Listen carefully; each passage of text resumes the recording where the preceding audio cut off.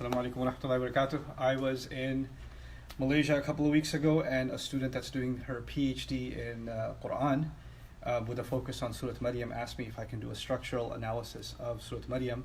And I did some preliminary work for her, and instead of taking my notes and sending them to her, because my notes are so complicated, I barely understand them.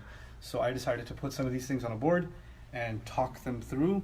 So while I'm explaining this for the benefit of her thesis, for those of you that want to geek out over the structure of Surah Meryem, inshallah, you might enjoy some of this. It's not going to be the whole surah today.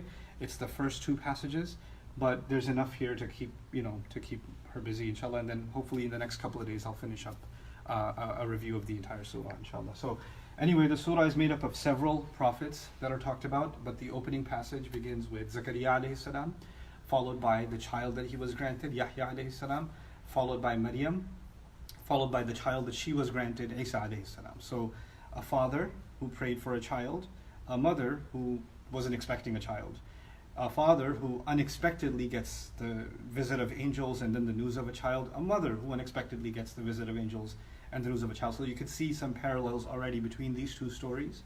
And this is the Quran's way of almost illustrating that those who believe that the miraculous birth of Jesus must mean that he's the Son of God. Well, for Allah, causing a miraculous birth has already happened with the story of Zakaria.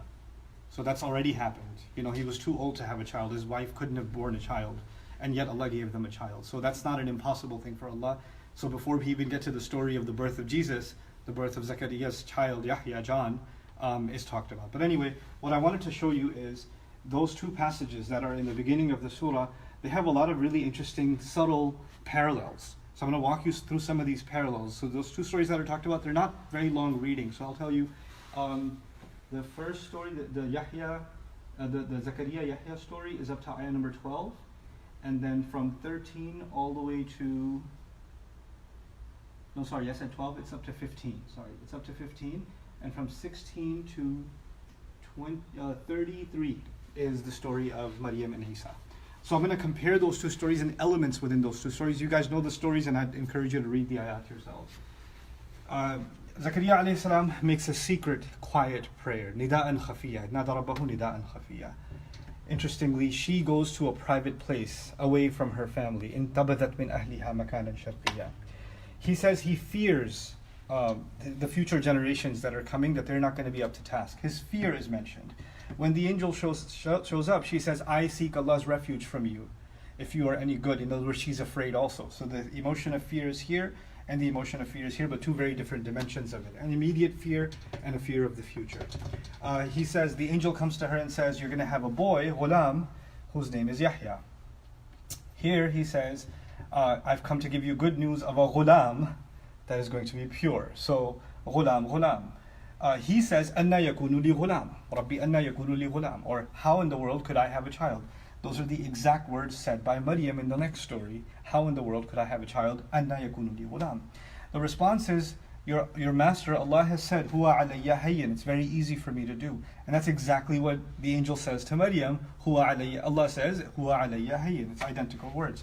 He says, Rabbi ij'al li ayah. Give me a sign. Give me a sign. So the word sign is important here. When you go to the story of Maryam, Allah says, she didn't ask for a sign, but the angel said, you don't have to ask for a sign. The baby himself will be a sign. وَلِنَجْعَلَهُ آيَةً.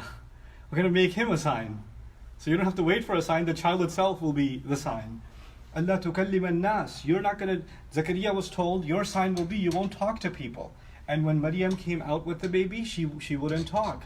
أَشَارَتْ إِلَيْهِ. She didn't talk to them. She only pointed at the baby. Allah told Yahya then, خُذِ الْكِتَابِ. Hold on to the book. Hold on to the book. And Isa says, آتَانِيَ الْكِتَابِ. Allah has given me the book. The book? The book. Allah says about him, آتَيْنَاهُ الْحُكْمَ صَبِيًّا. We gave him wisdom. We gave him firmness and wisdom.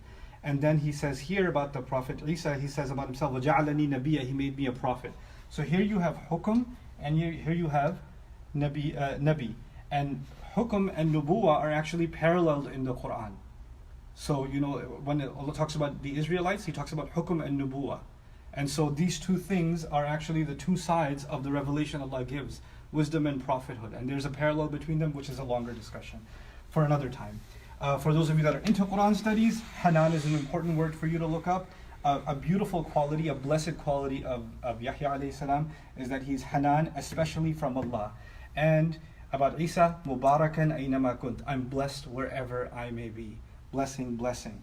Allah says about Yahya, was zakatan, wa kana taqiyya, and he was pure, and he was pious, he was God conscious. On the flip side, taqwa has been paralleled with Allah commanded me to pray, because the first sign that you're conscious of Allah is that you pray. And then he says, was zakati, zakat, zakat, but two different meanings of zakat. Here, the meaning of zakat is in spiritual purity. Here, the purification of your wealth, which leads to spiritual purity. In doing so, what's really cool is, here Allah says someone who has taqwa, here Allah says someone who prays, as if these two things are related to each other. Here he says someone who's spiritually pure, here someone who purifies their wealth, as if those two things are related. This is how Allah connects ideas in the Quran. So let's move on.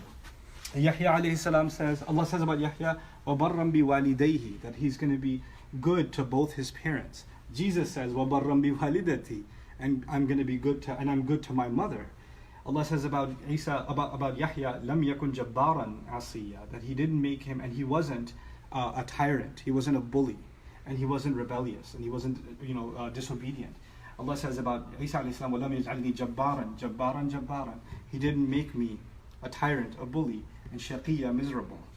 Isa alayhi salam, about Yahya, he says, salamun alayhi, peace be on him. About Jesus, he says himself, wassalamu alayya, peace be on me. Yawma wulida, the day he was born. Jesus says, Yawma wulidtu, the day I was born. Wa yawma yamutu, the day he dies. And Jesus says, Wa yawma amutu, the day I die. Wa yawma yub'athu hayya, and the day he shall be raised, the day I shall be raised. So, two stories, but the language in them, and the themes in them, and the elements in them are paralleling each other in such a profound, beautiful way, just to illustrate that these two stories are not to be read in separation, they're supposed to be read in conjunction with each other. And that's our first step in understanding the overall structure and analysis of Surah Maryam. I hope you guys enjoyed it. Barakallahu li wa lakum. Assalamu alaikum wa rahmatullah.